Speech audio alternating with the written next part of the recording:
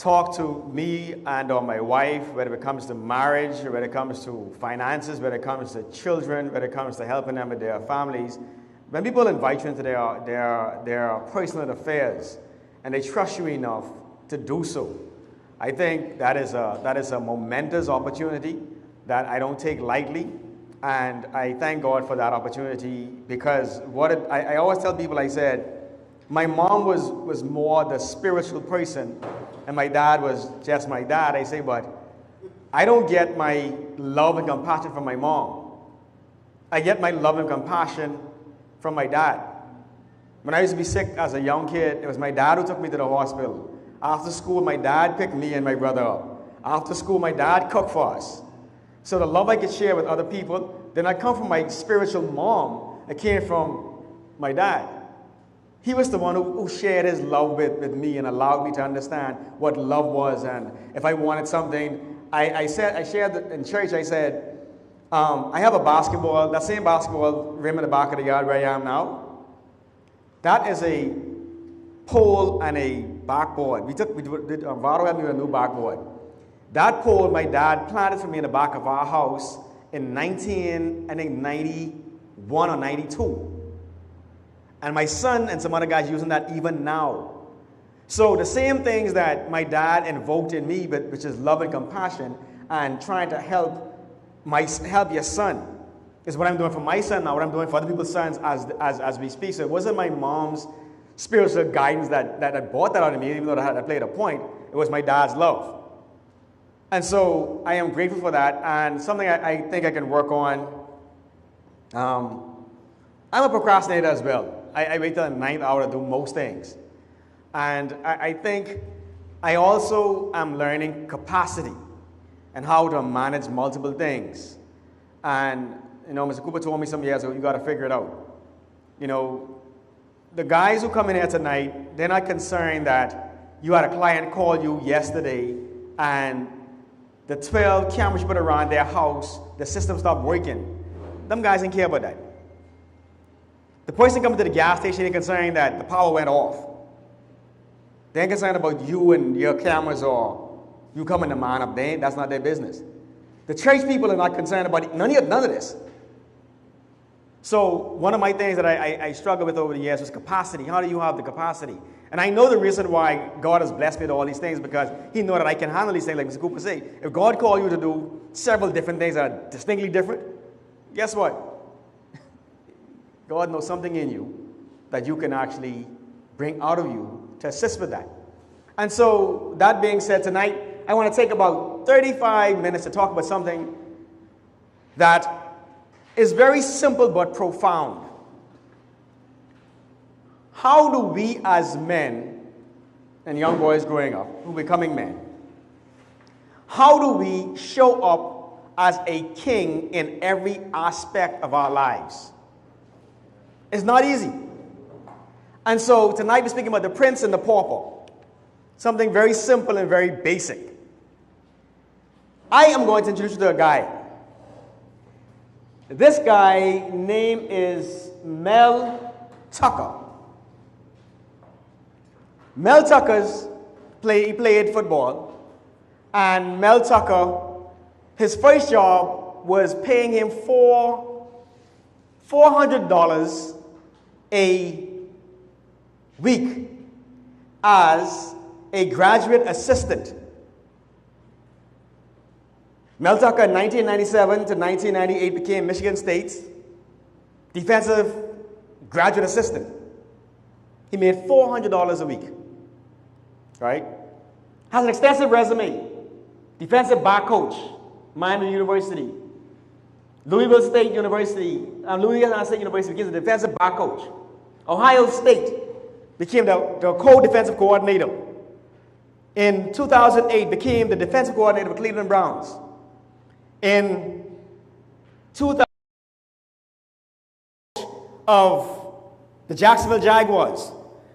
2012, became the assistant head coach and the defensive coordinator of the Jacksonville Jaguars. He goes on and becomes the defensive coordinator of the Chicago Bears. He comes in 2015 as the co-defensive coordinator and defensive back coach at the University of Alabama. If you a sports person, you know these ain't no small jobs. Mel Tucker ends up in 2020, it says to the present, which is not really true, as the head coach of Michigan State University. He goes from making $400 a week to receiving a $95 million contract. This is a dude who became a king. He goes from making $400 a week in a few short years to making, his contract is $95 million. And a part of that paid him about $400,000 he get just for showing up for appearances at different events. Just to show up. It's good money to me, even for a guy like you, it's good money. So Mel Tucker became a king. He's married, 2 children. If you watch sports, there ain't many black coaches nowhere. Not in the Big Ten, not in the Big 12, not in the SEC, not in the ACC, not in the pros. This dude is making $95 million a year. He is now a king. Guess what happens? 3 months ago,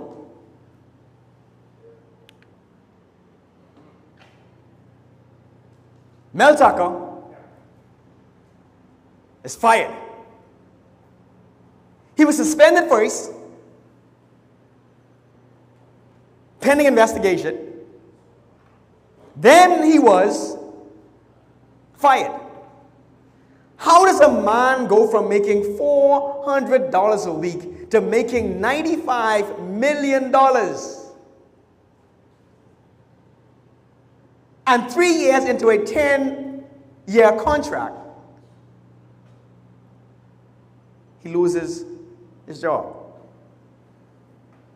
And not only he loses his job, it's not like he was fired and they gave him a golden parachute and he walked away with $70 million as a buyout. He was fired with cause, which means, as a legal terminology, Dwayne, he gets what? Nothing. Nothing. Why? Because a lot of times we can develop certain skills and certain traits that allow us to shine in certain areas.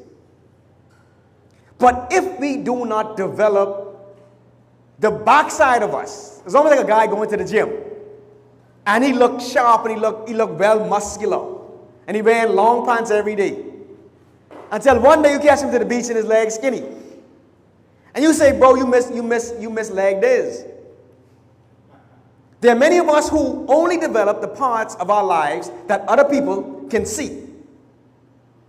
We look good, we smell good, we drive good cars, live in nice houses. But some of us getting fired left, right, and center because what we do behind closed doors, instead of being a king behind closed doors, we show up like this guy. Show up like the peasant. So when it comes to our business acumen, be solid. When it comes to what we do in the professional arena, we are gifted and also talented. I often tell people when in the church arena, seeing a person speak eloquently and call down fire from heaven, that don't impress me. You know what impresses me? When you come down, how you treat people afterwards. Yes, sir. Your gift is your gift. The Bible says the gifts are about repentance. God gives a gift to you. If you could sing, Marvin, you could sing whether you singing in a strip club or singing in the church. You could sing. If you could teach a person a skill set, you could do that whether you're doing it for the glory of God or whether you're doing it as a bootleg person and stealing money on the side. So your gift is something you can do. Your profession is something you can actually refine. But what are those areas in a man's life that if he gets exposed in that arena, he now finds himself like a Mel Tucker. Like a guy who, I'm sure, who pulled himself up from the bottom as a graduate assistant. Now making $9.5 million a year. And then gets shown the door. And also being on the headlines of several publications. So the question I'm asking tonight is, as we develop, we are all different ages. We are all different places in our lives. I shared with these young men, Kari was here, and then Ian was here, and some other guys was here, about effort and hard work. And there's a guy who goes to my, he was here? Yeah, he was there, right? No. There's a guy who goes to my son's school, Yosan Sanu. The guy is 15 or 16 years old. He just turned down $600,000 from Overtime Elite. He wants to give him a contract to play basketball. When I Googled him today, he is the number 4 ranked basketball player in America. I said to my son, I said, baby boy, you got to work out in the morning time. So my son said he goes to the gym at 6 o'clock in the morning to work out. Free workout. His coach is not there. And I say to him, I said, baby boy, I say, was anyone in the gym at that time at 6 o'clock? He's like, Daddy, yeah. I was like, who was there? He's like, Daddy, I saw Yosan. He said, when I was dribbling in the gym, I saw like a ball just roll in the gym. And Yosan just stepped out. He said, Yosan had already finished working out. Yosan came back in the gym, was taking NBA level 3-pointers. He said, Daddy, all I heard was kush, kush. Dude, 6'5", turned down $600,000 from Overtime Elite. Because you know why? He is projected to be a lottery pick in 2 years. But you know what the sad thing about this is? You see so many guys who are able to put in so much work and craft their skills, only some years later, like a Mel Tucker, fumble the bag. My heart was crushed a few days ago when I saw what was going with Kai Jones, for more than one reason. His mom and I were in the same 7th and 8th grade together. We still relatively close. We traveled together a few, I think last year we was on the same flight. Me, her, and my wife, and our other son, and my son, we was in an airport in Charlotte speaking for about maybe 30, 40 minutes between flights. She's like so excited her son is now in the NBA. I said to my son and my wife, I said, unfortunately, you could get away with beating somebody, beating a wife or beating somebody, which you shouldn't do. I say, but when you start showing signs of mental health problems, it is hard for somebody now to put $30 million back in your hand. It's hard. Not impossible. Not impossible. Because America loves a good comeback story. But it becomes hard. And so the question I'm asking you is something very simple and basic. Does it make sense for you to develop all of your skill sets as a business person, as your business acumen, but you're struggling and actually failing in other areas of your life? We may not fumble the $80 million bag or a $90 million bag, but what are we fumbling? And so I want to just take a minute to look at, are we fumbling things in our mind? The Bible says, as man thinketh, so is he. You can meet some very, very influential people who are mentally depraved. They say some weird things. And eventually your mind is depraved, your body will eventually catch up with that thought process. So what you thinking about, Kari? Just asking, I ain't you an answer. There's no sense you spending the next year of your life obtaining a scholarship to go to school and then get kicked out of school for something that don't make no sense. Damaris, you know what I used to hang my hat on?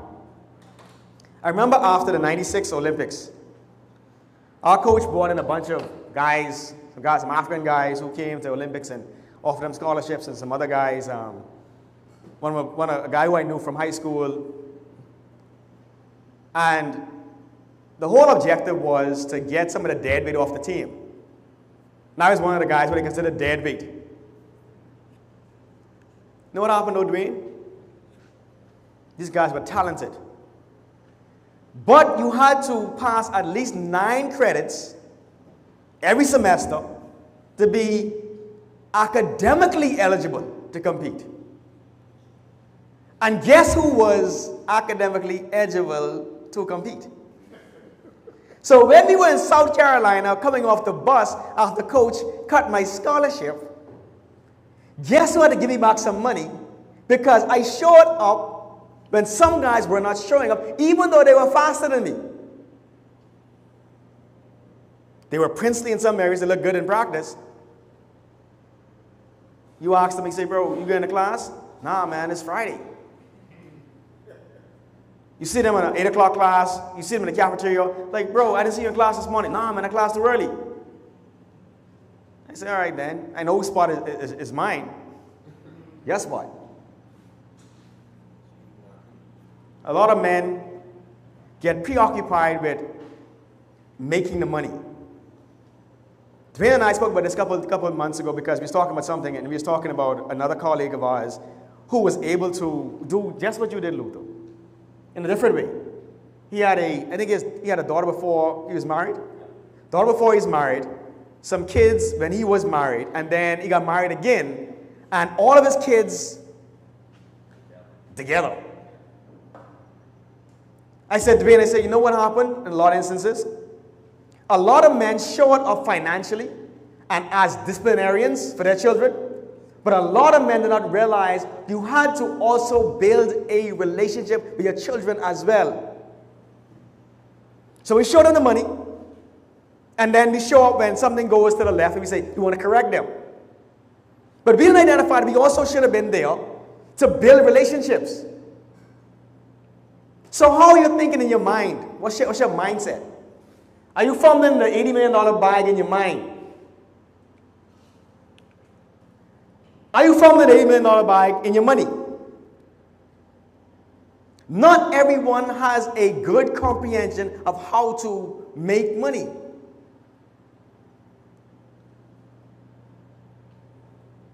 I went on a cruise the other day, and by the time I got back home, one of the guys I met on the cruise said to me, hey, you having an event or you having something? I'll send you some money. Another guy, Kieran, who was there, the CEO, he said, hey, I can get you some money. Another colleague of mine from AG Electric, not even my friend, his aunt, say, I can send you some money. If by me personally.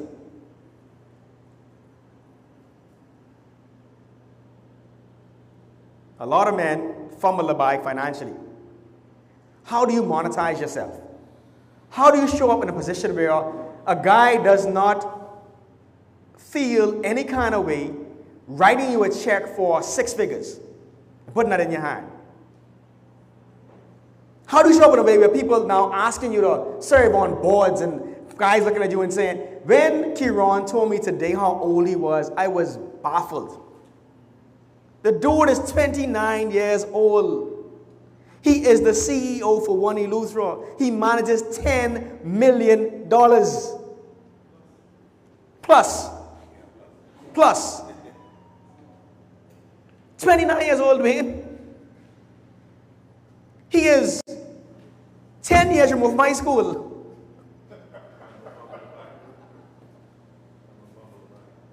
Don't fumble the bag. Because you find some men can be great spiritually, you know. When I drive around sometimes, I see some of my pastor colleagues who are struggling. I feel sorry for them.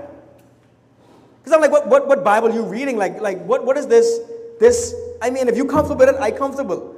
But I said to my wife the other day, for 2 years, this is about 2 years, we had a donor that paid for my son's school fees.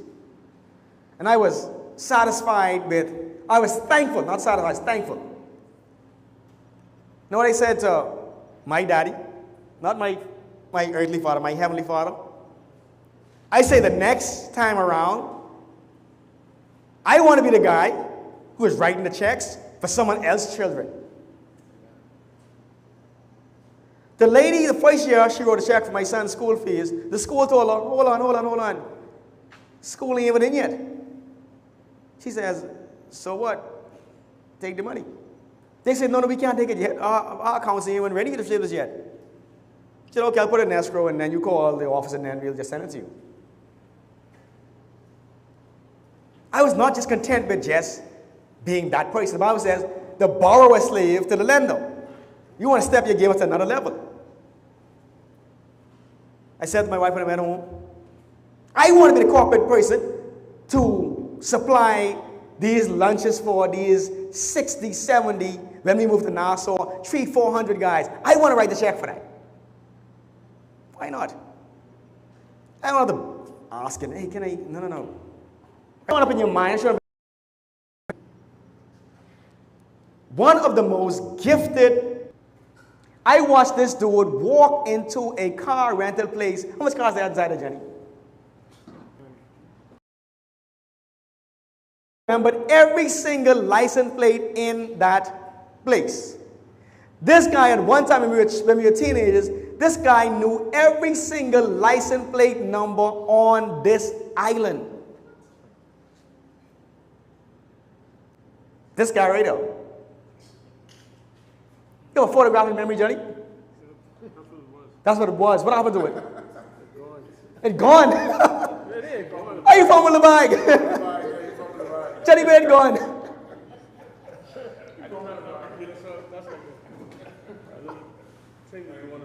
You had a glitch.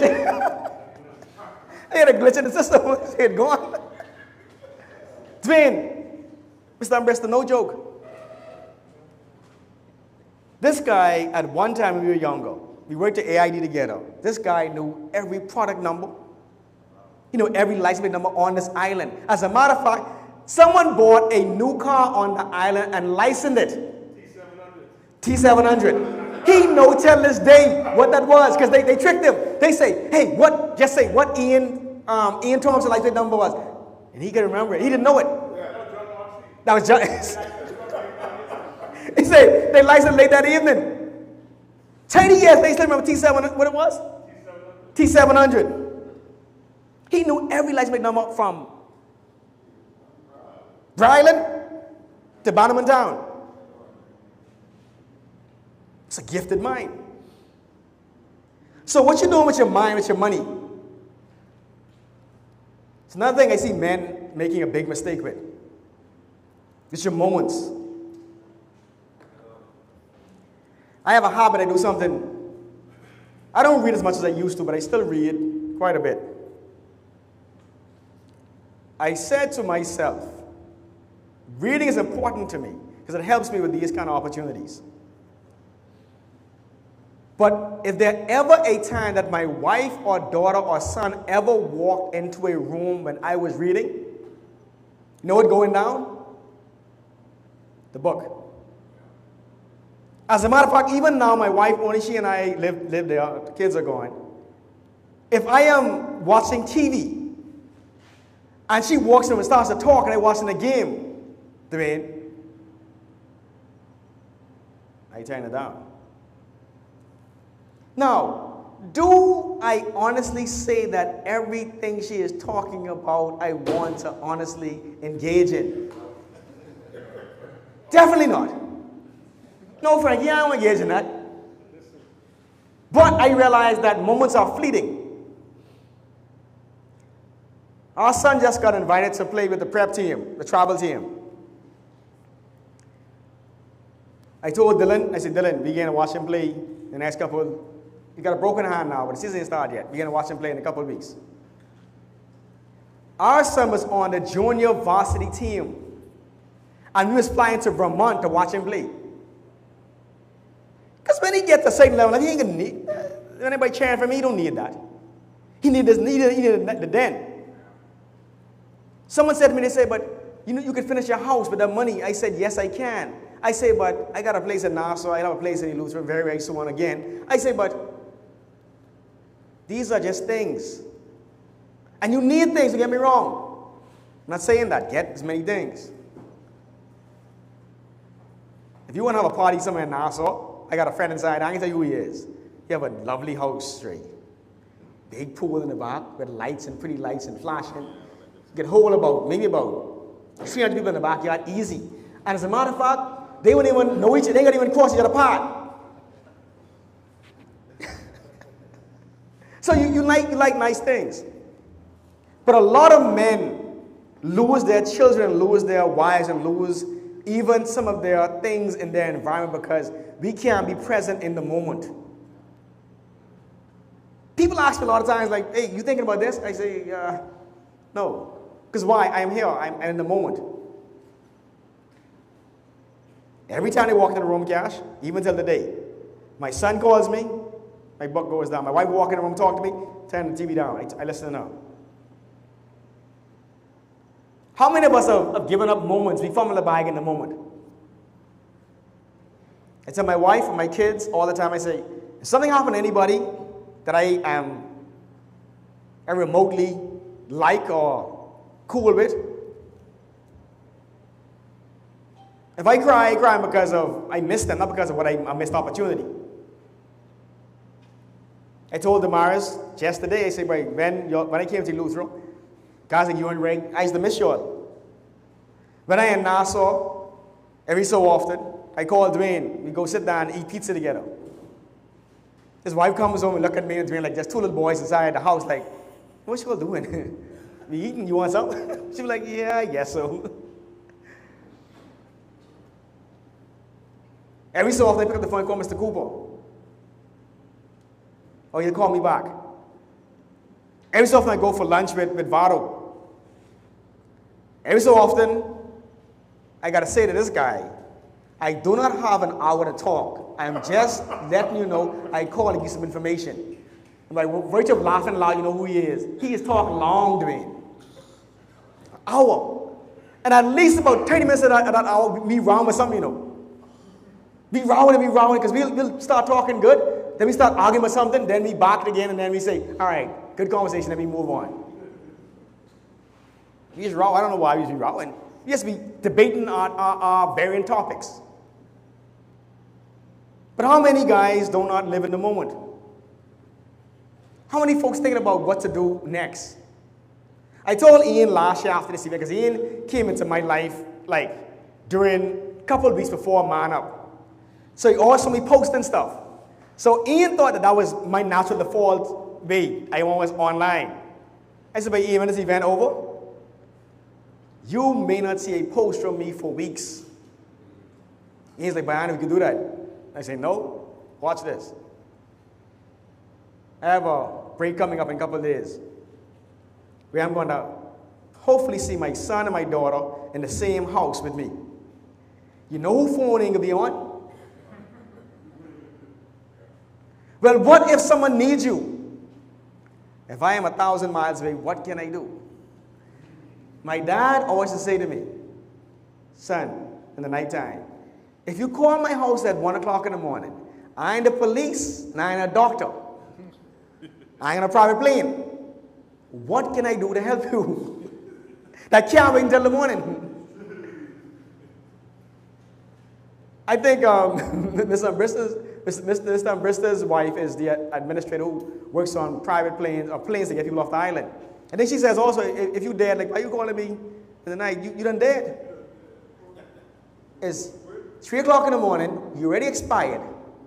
Can you wait until the sun comes up? Jump out of bed, he jump out of his bed, they riding somewhere to get to a dead person. No, you wait. I'll get to you in a few hours. But how much men fumble in the bag in the moment? You wasting moments. You got a lot of time, or you think you got a lot of time.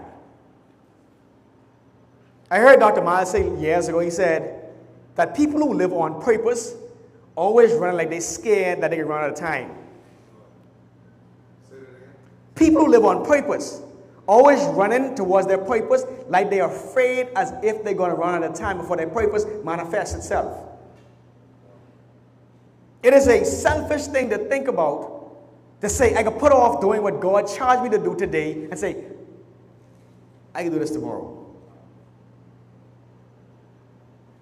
You don't know who inside this room right now is going to leave this event and impact thousands of lives. But you're saying, I can do this next year. The weather is bad and guys cancel out and let's do something some other time. Don't fumble the moment. How many men fumble in their relationships? Because not all is married, but fumble in their relationships.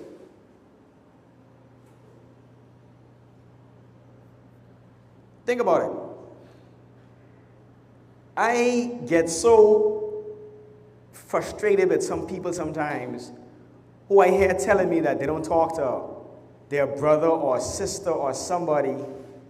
I'm like, dude, like you think like you got an infinite amount of time? I think it was about a year ago.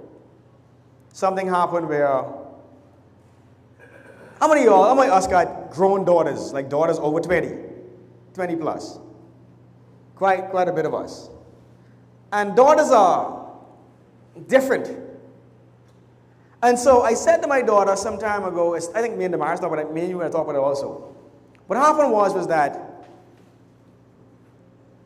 I think at one time, a boyfriend came in town, and I came in town either afterwards or I was in town at the same time, and he left and he didn't fill up a car with gas and or didn't clean a car. I was like, baby girl, that's a red flag. I say, I am going to clean your car, you know, because I'm your daddy. I say, but your boyfriend was in town. He couldn't see what I saw as well. No, daddy, she started running. It started, and got into a heated discussion with Tambrisa. Long story short, we talk a lot, and so she didn't call me for like a day or two. It's a relationship now. Don't get it, it's a relationship. So I put the phone, I called, I said, baby girl, I said, all I'm saying to you is, this is the value I have on you as my daughter. And I don't want no one to come into your life who may devalue you as a mate or a future husband. I watch everything, the small things. The Bible says, if you are not faithful over little, you should be faithful over little. How could you think you would get more? And so I sat there, I said, you know something? I said, I have to show her, she's now 20, I have to show her how you even act when you have a disagreement. I got some people who say to you, well, she is the daughter, I is the daddy. Yes, that's why you call her, because you is the daddy. You is the big man. You is the person who are the elder statesman who should set the example. I picked up the phone, I said, baby girl, I said, what's going on? Everything good, daddy? No, everything ain't good. You talk about us every day, and I hear from you for 2 days. Yeah. I say, I do not apologize for what I said to you. I don't care. If you think it, you get offended, so be it. I say, but what I do care about is how you acting towards me now. I said, baby girl, it is okay for us to disagree. I'm your dad. I have a standard for you. If you want to let your standard drop, that's on you. But I am not going to apologize for what I said. I stand on that. It is what it is. But I felt it was an important time for me to speak to her, to allow her to understand this is how you disagree. You can disagree, you ain't going to hide. Still talk, we still cool.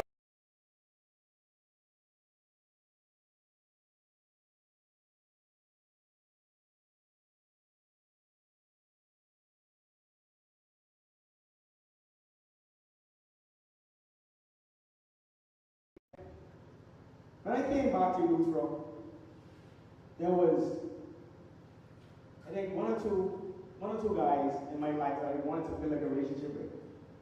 And one was him. Be different. Be different. We can be different. And thank God for different because we cannot all be the same.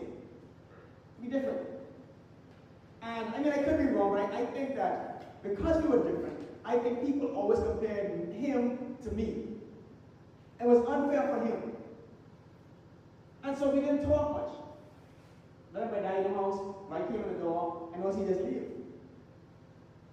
I didn't like that. I got one brother. And so we ended up working together. And twice in the last couple of months, I jump in the truck with him. I go on riding with him. First time in my life I've been inside a truck with him, inside a dump truck with him. He drives dump trucks. So me and him driving together. I said, well, I know that, let's ride. Who's that? My brother. Right there. Yeah. But how many men got so much things going for them, but they fumbling bags in different areas? My dad and I, my mom, we were on vacation together. We hanging out together.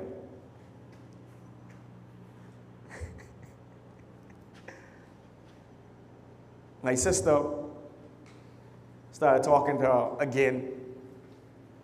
But it wasn't that I didn't talk to her. She's 18 years younger than me and nothing to really talk about. Just different. My mom said to me, sister, don't feel like though our brothers love her. I said, all right, let's talk to her. Pick up the phone, call her. Send her a message, text her. A couple of days ago, I was in Nassau about to do some work. 2 guys who work with me, they quit. Again, I get the ceiling by myself. Sister call, I call her, I say, baby girl, I say, what you doing? She say, I just come to work. I say, but I leave in a few minutes again. My daughter having a prefect installation. Daughter's about, how old is Daddy? 10? 9. She having a prefect installation. I say, mother sick, sister. I say, man, I just get to work. You can only me one help. I thought about it, Mr. Cooper. I said, you know something? I work for myself. If I leave, who's going to fire me? And if they do fire me, what difference it make? They fired me before. Oh, what difference it make? So I ran and took my tools, walked back to the car, drove to the back by Carmichael. They were so surprised to see me that they walked past me. The other people walked past me who know me. But because they were not used to seeing me in that environment, they just walked straight past me. And when they came back, they're like, what is it? I walked past you, yeah, you did. I said, but I don't take it personally, no big issue. My brother-in-law came, he dapped me up. My little niece came and she ran and she hugged me. Sister came and wanted to take a picture with me. Because I didn't fumble that moment. I saw an opportunity and I ran to live in that moment, to embrace that moment. I always laugh when guys tell me, you can't imagine how much guys tell me they won't be here, but they got to work. And trust me, some people got to work, don't get me wrong. I'll share a story as I start to wrap up. Raymond, when our colleague passed last year, almost a year ago, I was talking to another colleague who was I was talking to Sam. And Sam said to Yellow, she said, I finally got to see in action what the corporate world is like. She said, we ain't Barry Shervin yet. And here they are cleaning out his cubicle area to put somebody else in. She said, she tell him, my God, man, the man ain't even buried yet. And here you all just on to the next thing. I don't know if you remember this. When Mr. Butch Kersner passed, they called a quick meeting. We went to the ballroom. I don't remember this right. And you know what the executive said to us? In short, Butch has died in a plane crash, a helicopter crash. They said, you know something, but Butch would want us to go on. All right, that might seem evil, right? But watch this. God said to, what's your boy name? Samuel? No, he said to, was it Samuel? No, it wasn't Samuel. God said to Joshua and Caleb, I think it was Joshua. He said, Moses, my servant, is dead. A job I had to do, brother. Death is a part of life. Let's move on. There's so many men who won't take time to be either here or wherever they need to go. Because they say I am that important to this quagmire of life that if I move, the whole earth will fall off its axis. And then they fire you or they send you home and then you're like, man, I thought they can do without me. A few years ago, my wife broke her tailbone.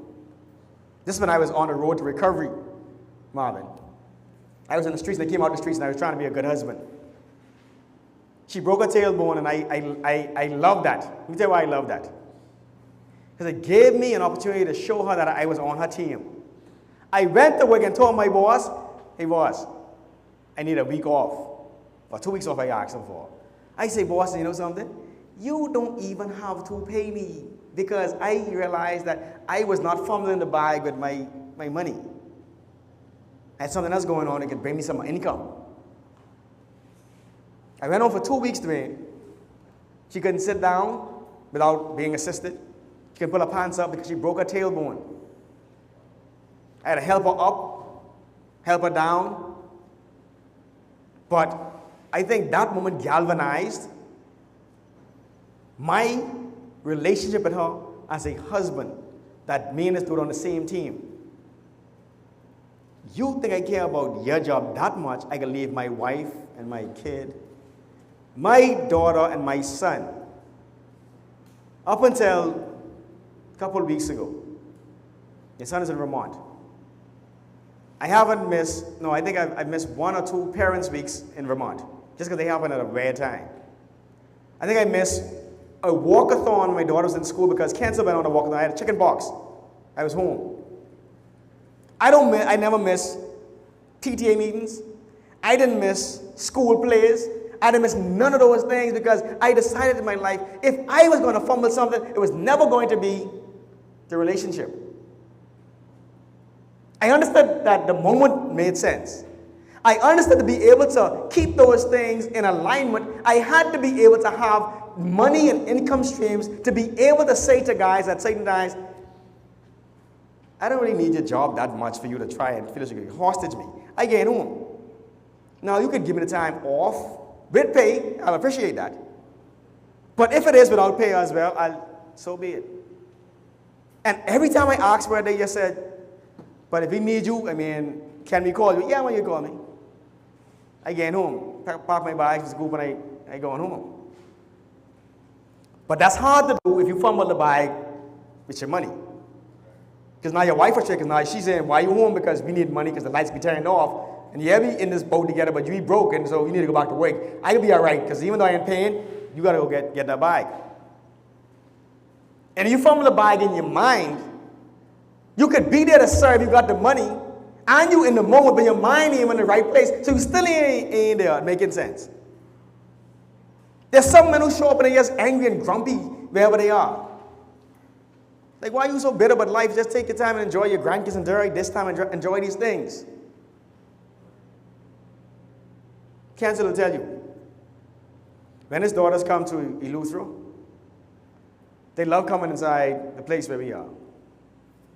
They could easily go to my father-in-law house, who was 5 times bigger. My son's friends, they come where we are. We lived in a 2-bedroom apartment in Nassau, and guess what? Their friends came to our house. You know why? The energy inside is different, Marvin. I in the moment. What you want to do? You want to play? You want to hang out? You want to talk? Let's talk. Don't play video games. I'm not a gamer, but I'll try. What you want to do? They got to age, they say, well, we won't do nothing, just you go their way, they go our way. So be it. And so when you look at it, like, what do you do? Mel Tucker fumbled an $80 million bag.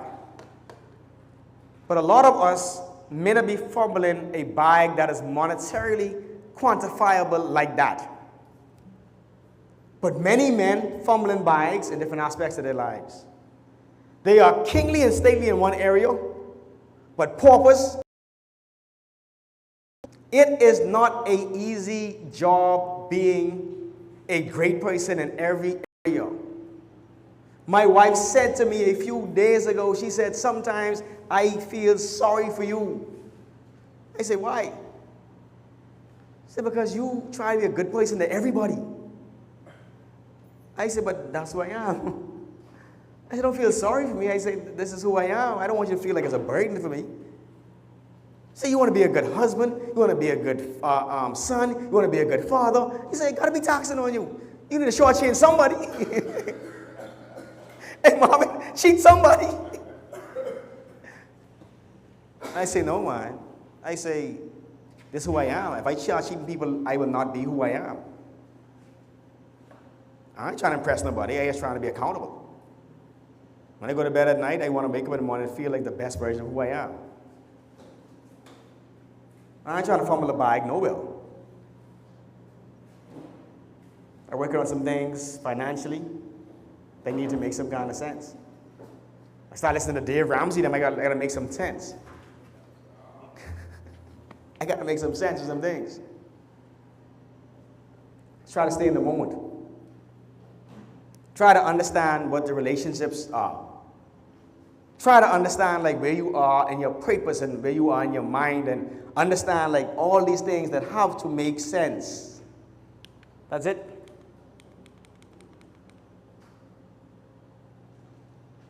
How do you think Mel Tucker's wife and 2 sons feel that they was walking out the tunnel at Michigan State? The wood going, I think 11-2 one year, quick. From, I think they went like 1 game or 2 games the year prior to. You go from that, to see in your face, like mother's sick, from $400 a week to making $9.5 million, which is a small side compared to what some guys making realistically. But you fumble the bag. You're showing up in school with good grades, but you being disrespectful. You're showing up at work and doing some things that make some sense, but you being rude to your mom or somebody, just like you fumbling the bag. It don't make no sense. It just don't make no sense. Or you got sisters or brothers and you just ain't talking to them like, that ain't making no sense.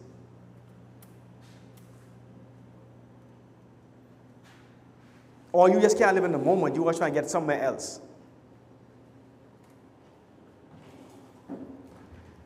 There's one person, well, there are 2 people, Varo too, but more so Dwayne, who I don't like to drive with. And Varo, Dwayne's drive faster than you. And Nassau, I don't know how he used to do that. But that don't bother me, you know, that he's driving fast. No, yes, it does. He want to talk to you and take his eye off the road. He want to talk to you like this. And like, Dwayne, you know something? We can wait till we get home to have this conversation. You know? No, Diallo, you know, you see this and you see that, Nick. Dwayne, hold on. Let's put your eyes on the road. He said, no, man, it's okay. We good. But let's look at it. Look introspectively. Every day, some years ago, you know what I used to do when I was driving home? I used to ask myself a basic question. What did I do today that I could have done different or should have done different? Or what can I do tomorrow that I can keep doing, that can keep me on pace to where I want to go? And not every day you're going to be at your best. Not every day you show up in the best version of yourself. I told my daughter the other day, I said, baby girl, I say, for 3 months, I am not going to evaluate my emotions. I say, because I think I overthink things. So when a thought comes to my mind about something I just did, I say, I ain't got time for that. I will live in the moment. I'll handle my emotions sometime. Let me just get through this moment. Some of us are overthinkers. We think about everything incessantly, over and over and over and over again.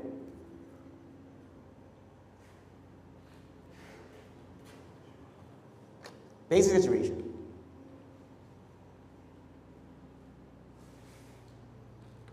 Every man can be a prince or a king in one area in their life, and also a pauper in the other area. You could be a great son, but a lousy husband. You could be a great husband, but a lousy son. You could be a great son and a great father, but a bad business person. Sometimes it's difficult. So the question I'm asking tonight is, Are we kingly in every single aspect of our lives? And if we are not, how do we man up, help each other up, call each other up, take each other up? I often share this with some people. I say, if you ever meet Dwayne at his office or see him some places, you would think he's the most serious person in the world. And he is very serious when he is at his office. But he said to me some years ago, he said, Diallo, I'd like to be with you. He said, because you allow me to just be a clown and be me. There's some men who take themselves too serious. Like, it ain't that serious, bro. Like, just calm down, man. It ain't, your pressure high because everything is a fight. Everything is serious. Like, just calm down. Every so people see me who don't know me, and they see me around the gas station, see me other places, and they be like, I never know you was that cool. Like, you just look just so not responsive and weird. Because if I don't know you, I don't talk to you, Troy or Ian. I don't talk to people I don't know. Literally, I just see you and I be like, hey, good morning, how you doing? I'll be nice to you, but I ain't give you too much talk. I don't friend easily. Yeah, I don't know friends. I ain't that. No, that ain't my thing. Rare exceptions. I walk into Marvin's. I was telling your boy the joke about this a couple of minutes ago. I walk into Marvin's gym. And Marvin did two things that, to me, just like, was a direct turn off. The first thing, they would start talking about Jesus and God. I ain't like that. That sounds weird, right? But he's one of the few guys who does that, and then he is exactly what he is. And then I think my son or somebody wants some gear, and he charges for the gear. I was like, I don't like that either. As I'm a giver, I like to give things away. But from the first day I spoke with him after he started talking about God and Jesus, I was like, this dude, we just gel. He's a cool dude. Good energy. Gifted individual. Passionate individual. He got a prison ministry where I think he was in Thailand. He was a couple of months ago. Philippines, South Korea. In the Philippines and South Korea. Teaching, what you teaching? No, you're teaching nothing. You're just basketball? Teaching and sharing. There's some super guys in this room, you know. Don't mind the room being small, but there's some dudes in this room who doing some crazy things. So guys like him is the exception. Guys that you meet like overnight and then he just cool. I was like, oh, that's the word, cool. After 30 seconds after I did not like, he charged me for the Gatorade and I didn't like that. He was talking about Jesus. I say, oh, hold on, this dude. I didn't like that. But that was me, it wasn't him, it was me. That's his program. We know what he's doing now. My son always tell us we give away everything if he could. Yeah, give it away. But I think we all can learn from each other. You'll never be a finished product because we all evolving. So for the young guys inside there, the question you ask yourself is, how do I get better? How do I develop a cheat code like we said today, Kari? How do I take from older guys? I think the reason why I have gotten to where I've gotten, in some regards, with being able to mentor and help people is because of people like Mr. Cooper. People like Dwayne, who is a few years older than I am. I be around a lot of people who are older than me and they got more wisdom than me, more knowledge. They older. Now there's some old fools, don't get me wrong now. You just got to connect with people who could share with you, who could idealize with you, who could challenge you, who could spend time with you, who could mentor you. When I hang with Raymond, me and Raymond talk for a long time. Damaris is one of my closest friends. Damaris allowed me to be a weird person like I am. For every one time I call Damaris, he called me at least 10 times. And he cool with that. Other friends, they high maintenance. You call them, they call you one time, you call them the next time, they count calls. Dwayne, you count calls with me as a friend? We're going to be friends for a long time. Marvin's supposed to call me back from how long, Marvin? 2 months? Probably 2. Literally, I ain't gonna lie. But 2 months, he's like, I can call you back. And 2 months later, he say, hey, bro, I see nothing around doing it. 2 months later. But to do it busy, to do it in Thailand, to do it all kind of places. These dudes doing big things. It is not that they don't like you or they want to get back to you. No. They realize that when the time is right, and when he called, we talk. He said, no, I got some time, bro. We can talk.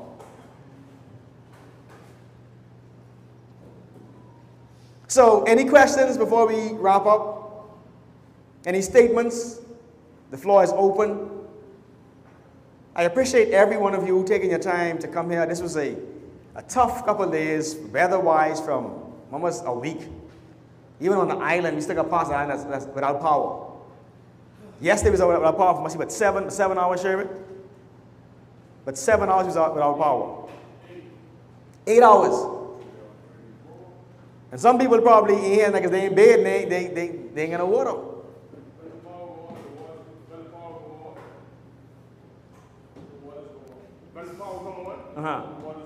When the power come on, the waters go off. They jealous each other. 7, 8 hours without power last night. Y'all too? You was fortunate. You had lights. But any statements here? They have the sound on that little small substation in the yard. Rich is still on generator. You heard? He's still on generator. All days on generator. So I take him, that runs, I think, $400 a day to run. So let's go to sleep fast and turn the generator off. Let's go to save the man some money. But any statements? Yeah, let me ask you this. How do you, I know a lot of questions can be in there, but, you might really, husband and talk about Prince and Paul. When you get as a male, as you travel through the world, or travel through this life, how do you, when you identify what you call it, being a Paul? Yeah. How do you push the way forward in terms of your mechanism, or what steps you take to, I guess, to mitigate? I was on a call with some guys a few years ago, and they asked me almost like the same kind of question. And I told the guy, well, it was a personal question the guy asked me. I told him, I said, the medium in which you learn is the area you got to gravitate to. What do I mean by that? If you are a reader, you may have to find books to help you. If you are an auditory person, you may have to find podcasts to help you. If you are a person who learns from examples, you may have to find mentors to help you with that. Because once you identify it, you identify the proper situation, then you start to hang on people who have either overcome and or who may be able to teach you how to do that. But we don't all learn the same way. We don't learn the same way. Some people are visual learners. Some people have to watch you do something and then they can do it. They can mimic it. So once you identify that, then you start saying, hold on, but you know something? Hey, me and Diallo, cool, I see he's doing this well. Let me ask him about this. It may not be a conversation. Or maybe a situation where I went to I like to mimic people's good behaviors.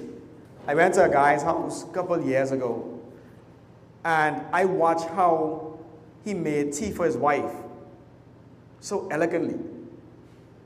I said, well, that's cool. So now when I go home, hey, hon, you need tea? I make that tea. I stir that tea, bring that tea to her. I say, hey, hon, here's your tea. Because I mimic that behavior. Dr. Miles says, not wrong being a copycat if you copy the right cat. Don't copy a foolish cat or a dumb cat. That makes sense, Cash? Yeah, no, it makes sense. But I think what we struggle with too is also when your foundation, well, when you see some of these things that it need to be in a proper, we look at it as being normal. Yeah. Yeah. As opposed to it being, for example, I know you can tell them the rest of the story. It was surprising now, the guy, how he got fired.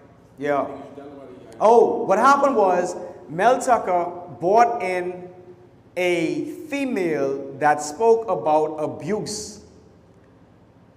And he ended up having some inappropriate conversations with her that he never denied. He said he did it, but it was consensual. But they said that, hold on, man, you're a person in authority. You're also paying this lady. So it could be seen as you use your position of authority to, and then she reported him to Title IX. She reported him. She said that at one time he was on the phone masturbating while she was on the phone. Yeah, some bad stuff. Real pauper stuff, like real jackleg stuff, Dylan. Like, that's not good, Dylan. That's not good. So he was really reckless because Really reckless. if you look at it, he brought a female and it was almost like a feminist. She was a feminist who was an advocate for not being, she was abused before by men in the workplace. And she was teaching the football players that as you get older and develop money, do not abuse women this way. Then he turns around and abuses that woman.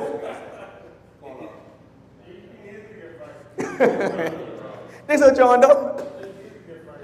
Yeah, that was a bonehead move. But for someone like him, that way you look at it because the foundation. Exactly. There was something about his mental makeup that thought that it was cool to do that. Yeah. Because he never denied it. You know, he said there's bosses. He said, yeah, I did it. He said, but it was consensual. They said, but no, she can't give consent because she worked for you as per se, so you can't, in the office setting, you can't do that. That's the Me Too. That's 10 work. That's all it is, 10 work. Because he bring her in, most likely he might say, okay, she's going to say $50,000 to do the job. He said, no, I do 100. Yeah. That's all I got. But then she felt violent, then she reported him. He wasn't giving enough. Yeah. But So you saying she may have been disingenuous with the whole thing? no, what he's saying is that it could have been a situation where, even from the company standpoint, he could have been giving him more money than she was actually worth because they had a relationship. It could have been that also, right, Jenny? That's what it is. For me to hire her, he doesn't know, he doesn't have intention yet, but he will. I know overnight thing. She said something that she was a feminist. I'm very wary of the whole term feminist because they tend to have a horse in the race and they become headhunters all the time. Are we sure? Because I'm thinking in my mind, how does someone sit on the phone long enough to let someone masturbate? Because she didn't, that's not all If she it did. was consensual, she used the opportunity. She recorded him. Well, the castle, she recorded It probably him. was consensual, she probably let him on, or it was where he felt comfortable enough to do that. But in, like you say, in the space that they were in, he was her boss. It was in the employment. You can't do that. Shouldn't And do. she knew, and Yeah. she knew. So she used that opportunity. She knew that opportunity could get him. You know, she probably even put an ultimatum to him. Do this, or I can do this. Yeah. We don't know the full extent of it. No, you never He know. was her boss, and that's the bottom line. And wherever you go from 0 to 100, then you move back from 100 to 0 quicker. Real? It's hard to get up there. Yep. And you're go ahead, You Ray. should have got back. You spoke about moments.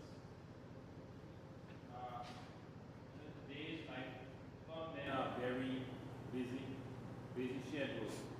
What's your advice on creating moments as men that have such busy schedules? See, I guess for me, I may be a bit disingenuous with my living in the moment just because of how I got to this moment. Like my dad, and people like Johnny who grew up with me, knew I had a couple bouts of sickness when I was younger, so I never thought I'd live to be as old as I am. So that shaped my moments. But even in the context of getting busy and doing things in life, I had to reshape my priorities. But I understood what was important for me. A couple nights ago, we was in, Sherman was there, we was in couples meeting. And the wife of one of the guys was saying that when BPL calls at 2 o'clock in the morning, you could get up and get out of bed and go in the bush to fix the power. But if I want to talk to you at 2 o'clock in the morning, you won't make noise and say, let's wait till the morning. And I told him and I told her, that's because he values the job more than he values your opinion at 2 o'clock in the morning. He would not even say that. And he said, that ain't true. All right then. Why you tell BPL, who's your boss? I come in at 6 o'clock. Hmm? The overtime is so pretty 2 o'clock in the morning too now. Because he value the money too. Like, she gonna take like 3 hours a day. That's a day. So what you gotta do, Ray, you gotta actually ask yourself in your mind, like, what is priority? Like, I know that my kids are getting older, so if I go and watch my son play basketball, like me and Dylan gonna do eventually, how long is he gonna be in high school? I may go to college and play basketball, but how long is that gonna happen?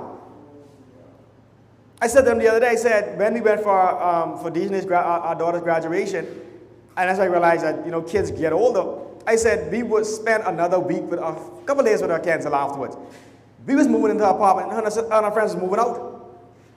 We going to spend some time at her, and now she, of the age, she's like, wait, hey, I going, but you on Airbnb, me and the girls, we going. I was like, okay, then you're going. So, time is fleeting, you know what I mean? Your kids ain't gonna be young for a long period of time. If you don't spend time with them. But my son had they're supposed to have a walkathon today, right? But the weather caused him to shut it down. But when he asked me on Thursday if I was coming to the walkathon today, I said, well, you know, they're having the walkathon during work time. Okay. So it's difficult for me to go. But when I told him that, I felt a bit bad that, you know, he was asking me to come. But like you said, well, it could possibly be that I value my work as more than All right. the walkathon at that time. On a personal level, right? Yeah. Because I know you personally. How many times do you go for breakfast when you could be at somewhere else? Boy, many. At least 45 times a week. Because I know he goes for breakfast at a certain place. That's why I asked him that, you know? He goes to a special place, so I know. That's why I asked him. I think with males, I think especially in the formative years, 0 to 8, MC and you being in that situation, being in that place, speaks volume. Yeah. Just being in place. Whether it's song, march, whatever it is, you might even think it might be. Let me ask you a question, Ray. Does your dad come to your softball games and things? Never. No, I mean, I say never, but Yeah. the funny thing is, some men are different, right? Well, My the 90s father, is different though. huh? The 90s is different. 90s man different. Yeah. 90s father's different. The 90s father's different. Yeah, 95 is different. Yeah, they different. You say value, that they may value their job over spending time. But like you said, when you started, some fathers know how to show up by providing. That's why I said what Ray was about to say. Let me see. Yeah. Could it be, you know, I mean, I need to rest at 2 o'clock in the morning, so I go to work and bring home the bacon so the house can be taken care of. So- Not that I don't value you. So you see what Sherman is saying right now? I looked at that with my father